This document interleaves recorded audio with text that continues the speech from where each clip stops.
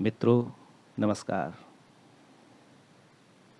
आज फिर हम श्रीमद् भगवत गीता के ज्ञान और विज्ञान, उसका जो सार है, उस पर चर्चा करने के लिए प्रस्तुत हुए हैं। श्रीमद् भगवत गीता श्री भगवान का अर्जुन को दिया हुआ उपदेश है।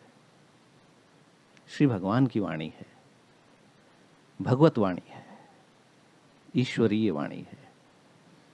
इसीलिए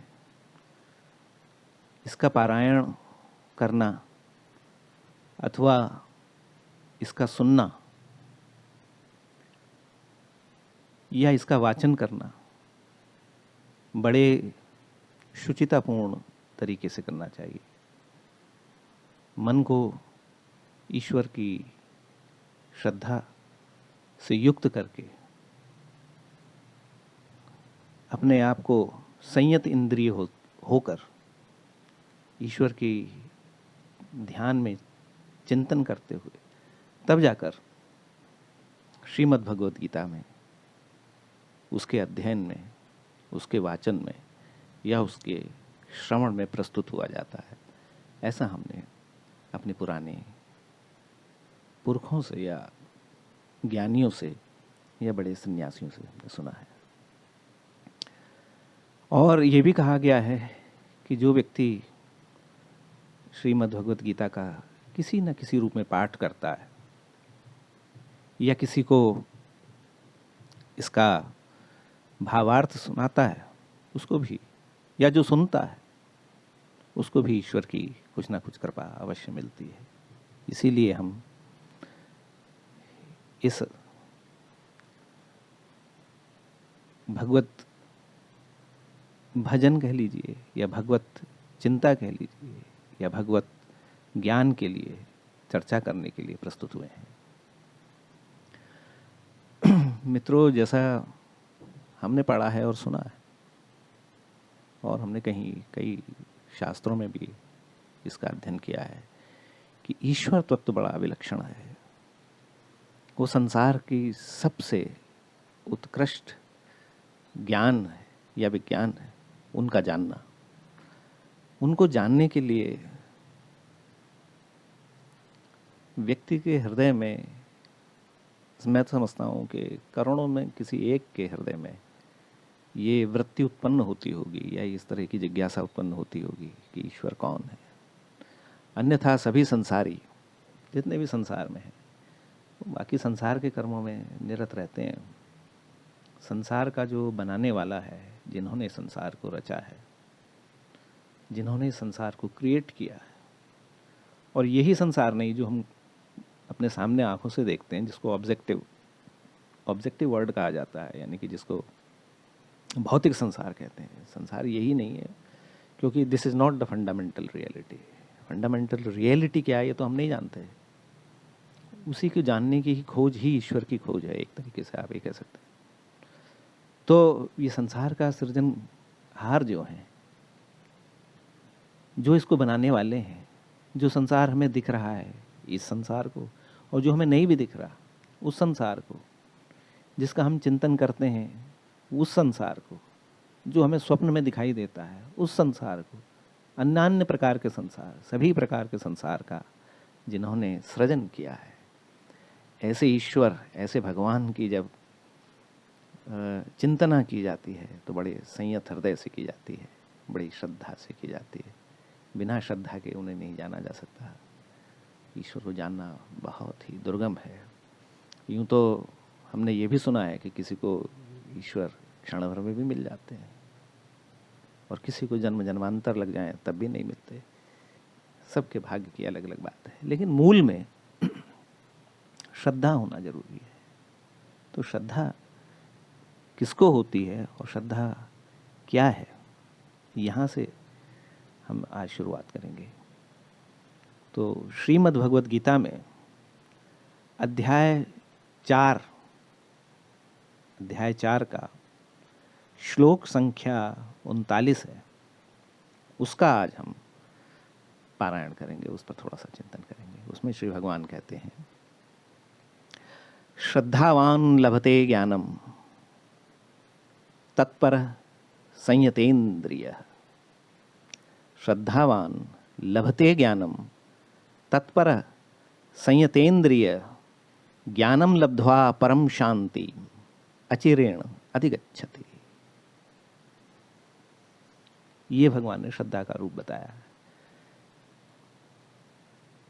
श्रद्धावान लभते ज्ञानम, जो श्रद्धावान है वही ज्ञान को जानेगा। बिना श्रद्धा के ज्ञान उसके हृदय में नहीं आ सकता। यहाँ पर एक बात और मैं आपको बताऊं कि ज्ञान किसी चीज़ को जानना है और विज्ञान उसको विशेष रूप से जानना है। तो अगर हम ईश्वर को जानने के लिए अपनी यात्रा शुरू करते हैं या कर रहे हैं या करेंगे, तो उसके लिए श्रद्धावान लभते ज्ञानम, यानी ज्ञान के लिए श्रद्धा का होना जरूरी है। बिना श्रद्धा के ईश्वर को नहीं जाना जा सकता। तो श्रद्धा किसे होती है? श्रद्धा कौन करता है? हम जो इस शरीर में हैं, भौतिक शरीर में, ये तो सभी जानते हैं कि ये एक दिन नष्ट हो जाएगा। एक दिन जन्म लिया, एक दिन नष्ट हो जाएगा। तो क्या ये शरीर जो पंच भौतिक शरीर है, ये श्रद्धा करता है या इसके पीछे कोई और चीज़ है वो श्रद्धा करती है? श्रद्धा आखिर होती किसको है और अश्रद्धा किसको होती है? दोनों बातें। बिना श्रद्धा के तो ईश्वर नहीं मिलेंगे। लेकिन श्रद्धा कौन कर रहा है? क्या ये शरीर कर रहा है या शरीर के अंदर कोई और है वो कर रहा है? भगवान यहाँ पर कह रहे हैं कि श्रद्धावान लभते ज्ञानम, श्रद्धा जो करता है उसी को ज्ञान की प्राप्ति हो रही है। लेकिन इसके मूल में उनका कहने का तात्पर्य है कि वो जीव जो अज्ञानी है, जिसके ज्ञान की एक लिमिट है, जो संपूर्ण ज्ञानी नहीं है, ऐसा अकिंचन जीव अगर मुझ पे श्रद्धा लाए तब मुझको पाएगा। ज्ञान का मतलब यहाँ पर किसी सांसारिक ज्ञान के बारे में नहीं कह रहे भगवान। यहाँ पर विशेष ज्ञान अर्थात ईश्वर को जानने संबंधी ज्ञान के बारे में डिस्कशन कर रहे हैं। वो ये कहते हैं कि जो जीव, जो मनुष्य, या उसको आप और थोड़ा सा लोअर लेवल पे ले लीजिए, जो मनुष्य, जो प्राणी, मूलतः वो उसको जीव को कह रहे हैं। जीव अलग है और ईश्वर अलग है। जीव ही ईश्वर को जानना चाहता है, ये पंचभौतिक शरीर ईश्वर को नहीं जानना चाहता। तो जीव के लिए, जो कि हमारे शरीर में हम जीव रूप में, जीवात्मा रूप में हम विराजमान हैं, हम अज्ञानी हैं। तो जब तक हमारे अंदर श्रद्धा नहीं आएगी तब तक हमें ईश्वर संबंधी ज्ञान नहीं मिलेगा, ये कहने का तात्पर्य है। और जब श्रद्धा होती है तो उसका जो सिम्टम है, या उसका जो एक तरीके से कि किसी व्यक्ति में श्रद्धा है अथवा नहीं है, ये कैसे पता चले? तो जो श्रद्धावान होते हैं वो जिसके ऊपर श्रद्धा लाते हैं उसके बारे में फिर कोई कुतर्क या तर्क नहीं करते, मान लेते हैं कि वो है। जिसने मान लिया उसी ने जाना। हम लोग हनुमान जी की एक स्तुति करते हैं तो उसमें जनरली एक शब्द आता है कि बुद्धिहीन तनु जानिके सुमिरो पवन कुमार। तुलसीदास जी ने उसमें कहा है बुद्धिहीन तनु जानिके, यानी कि जिस समय में, हे प्रभु, मैं आपको जानने के लिए प्रस्तुत हो रहा हूँ, आपको जब स्मृति, आपका सुमिरन कर रहा हूँ, स्मरण कर रहा हूँ, आपका ध्यान कर रहा हूँ, उस समय मैं अपनी बुद्धि को परे रखता हूँ। तो बुद्धिहीन तनु जानिके सुमिरो पवन कुमार। तो जब आदमी अपनी बुद्धि, तर्क, लॉजिक, सारे किंतु और परंतु को दूर रखता है और ईश्वर पर सरल श्रद्धा लाता है, सरल श्रद्धा, बिल्कुल मूर्ख, जड़, एक तरफ बिल्कुल ज्ञान विज्ञान को एक तरफ कर दीजिए, केवल ये मानते हुए कि बस हैं, उस अवस्था में अपने आप को पहले लाना पड़ता है, फिर ईश्वर का ध्यान करना पड़ता है, तब ज्ञान का आगमन होता है। क्योंकि ईश्वर जो है वो किसी भी प्रकार के लॉजिक, नॉलेज, शब्द, अर्थ, चिंतन, इन सब ऐसे बिल्कुल परे हैं, बिल्कुल परे हैं। उनका डिस्क्रिप्शन भी नहीं किया जा सकता।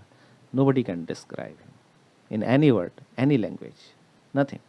ही is completely beyond our imagination, completely beyond any language. तो उसमें तर्क वितर्क इन सारी चीज़ों को अलग रखते हुए हृदय में केवल ये मानते हुए, उनका चित्र भी नहीं है कोई, ये मानते हुए कि वो हैं, ऐसे अगर आप धारणा करेंगे तब भगवान के प्रति श्रद्धा उत्पन्न होगी। और जब श्रद्धा उत्पन्न हो जाएगी, आप संयत इंद्रिय, तत्परम संयतेंद्रिय, ईश्वर को जानने के लिए तत्पर, उदासीन नहीं। एक रिसर्च स्कॉलर का माइंड, यानी कि ये मानते हुए कि वो आखिर तत्व है क्या, ऐसे तत्पर। और संयत इंद्रिय, अपनी सारी इंद्रियों को संयत करते हुए, जो हमारी इंद्रियां हैं, संयत इंद्रिय, और इंद्रियों का राजा मन, मन को संयत करते हुए पूर्ण भक्ति भाव से भगवान की शरण में अपने आप को अर्पित करते हुए तब उनका चिंतन करेंगे संपूर्ण श्रद्धा से, तब भगवान का ज्ञान निर्मल हृदय में धीरे धीरे प्रकट होता है। हमने तो ऐसा सुना है, देखा भी है। सारा संसार ईश्वर की ही दृष्टि का एक तरीके से मटेरियलाइजेशन है, यानी कि उनकी दृष्टि से क्रिएट हुआ है। हम बचपन में एक कविता पढ़ते थे, चारों पदार्थ दया निधि फल हैं तुम्हारी दृष्टि के, हे दीन बंधो सौख्य सिंधो देव देव दया निधे, हे जन्म मृत्यु विहीन शाश्वत विश्ववंद महाविधे। वो कवि का मुझे नाम याद नहीं आ रहा, लेकिन उन्होंने जिन्होंने ये कविता लिखी थी वो उस समय उसी भाव में होंगे। चारों पदार्थ जो फिजिकल वर्ल्ड में दिखाई देता ना, क्षिति जल पावक गगन समीरा, सारे पंचतत्व, चारों पदार्थ दया निधि फल हैं तुम्हारी दृष्टि के, आपकी दृष्टि से उत्पन्न हुए हैं। हमें तो रियल लगते हैं, लेकिन जैसा मैंने आपको बताया कि वर्ड यही नहीं है, वो इसके बियॉन्ड भी है। फिजिकल वर्ड है, साइंस में भी अगर आप चले जाएं तो क्वांटम मैकेनिक्स है, क्वांटम फिजिक्स है। there are certain phenomena which you cannot describe with the help of only classical mechanics. So in that domain you have to apply quantum mechanics. वहाँ पर विश्व जो है वो दूसरे तरीके से काम करता है, उसके बियॉन्ड भी कुछ है। Scientist are still looking for the fundamental reality. अभी तक कोई जान नहीं पाया कि फंडामेंटल रियलिटी क्या है। अजीब अजीब चमत्कार हैं भगवान के, कैसे उनको जाना जाए, ये मेटाफिजिक्स का एक पार्ट हो सकता है। लेकिन ये है कि हर चीज़ में श्रद्धा की आवश्यकता है। तो मित्रों, गीता के हर श्लोक में बड़ा गंभीर, बड़ा गंभीर और बहुत ही उत्कृष्ट दर्शन छिपा हुआ है। उसको समझने के लिए मैं जैसा बार बार कहता हूँ कि श्रद्धा की, भक्ति की, पूर्ण विश्वास की आवश्यकता है। और ये ऐसा विषय है कि इसका उपयोग बड़े बड़े परमहंस, बड़े बड़े सिद्ध करते हैं। क्यों करते हैं ये तो आप तभी समझेंगे जब आप स्वयं इस मार्ग के लिए पथिक बनेंगे। ये गीता ज्ञान हर एक के लिए है भी नहीं, हर एक इसको मैं समझता हूँ कि उतनी गहराई से समझता भी नहीं होगा। हम स्वयं इसको नहीं समझते, लेकिन लगता है, कुछ मेरा सौभाग्य भी रहा है हमारा कि मैं कुछ सन्यासियों के साथ के बीच में रहा था। कभी बीच में तो नहीं रहा, मतलब एक आध बार उनके साथ इंटरेक्शन हुआ तो उनसे चर्चाएं होती थी। अब वो लोग संसार में नहीं है, फिजिकल वर्ल्ड में, लेकिन तब ऐसा लगता था कि संसार यही नहीं है, इसके बियॉन्ड भी कुछ है, बहुत गोपनीय, बहुत ही रहस्यमय चीज़ें हैं। लेकिन समय के साथ ईश्वर की कृपा हो और आदमी का अपना आत्मबल हो, अपनी भक्ति हो, अपना ज्ञान हो, तब जाके चीज़ें धीरे धीरे डेवलप होती हैं। तो मुझे तो ऐसा लगता है कि परम सिद्धि, जो अष्ट सिद्धि नवनिधि हैं, सब की सब अगर गीता पर आपका पूर्ण विश्वास आ जाए तो हो जाए। लेकिन यही है कि या तो आपके ऊपर ईश्वर की कृपा हो, या फिर किसी गुरु की कृपा हो, या फिर स्वयं ही आपके मन में ईश्वर के प्रति ईश्वर ही कोई ऐसा भाव जगा दें कि आपको इस रास्ते में ले आए। लेकिन फिर भी हम ये मानते हैं कि हम सभी को, जो ईश्वर को मानते हैं, उनके प्रति किसी न किसी तरीके से नमन करते हैं। गीता का पारायण अवश्य करना चाहिए और भविष्य में हम इसके अन्य श्लोकों पर और अध्ययन करेंगे और डीपली इसके अंदर जाएंगे, धीरे धीरे इसको समझेंगे। ऐसा ईश्वर ने चाहा तो हम करेंगे, क्योंकि हर चीज़ हो तो उन्हीं के आदेश पर रही है। सब कुछ उन्हीं की दृष्टि का प्रताप है, सब कुछ उन्हीं की कृपा है। चाहे वो सुनने वाला हो, चाहे सुनाने वाला या दर्शन करने वाला, हम सब उन्हीं की सृष्टि का पार्ट हैं, उनसे बाहर नहीं है। लेकिन हमारा प्रयास यही होना चाहिए कि जिन्होंने ये सृष्टि क्रिएट की है, हमें जीवन दिया है, वो आखिर कौन है, कैसे हैं, किस तरीके से काम करते हैं, ये खोज हमारी सतत रहनी चाहिए।